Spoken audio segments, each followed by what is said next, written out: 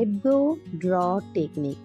First আমরা পমেড থেকে কালারটা নিয়ে নেব, ব্রাউন কালার আমরা নেব, নিয়ে আমরা হ্যান্ডের মধ্যে লাগিয়ে নেব। দেন যেখান থেকে আর্চ হয়েছে আইব্রোর ঠিক সেখান থেকেই আমরা কালারটা আইব্রোতে লাগাতে থাকবো এবং ইনার কর্নারের আইব্রোর ইনার কর্নারে খুব অল্প পরিমাণে আমরা পমেড থেকে কালার ইউজ করব এবং মিডিলে আর্চ যেখানে স্টার্ট হয়েছে সেখানে এবং আউটার কর্নারে একটু ডার্ক কালারের আইব্রো আমরা কালার নেব এবং স্পুলি দিয়ে আমরা খুব ভালো করে কম করব। স্পুলি দিয়ে কম করলে কি হয়, আইব্রোটা একদম ন্যাচারাল একটা ফিনিশ আসে।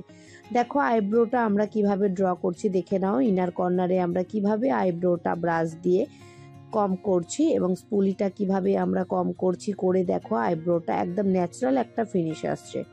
দেখো ফুল আইব্রোটা তোমরা দেখে নাও কেমন হয়েছে অবশ্যই জানিও। ভালো লাগলে একটা লাইক কমেন্ট অবশ্যই করো।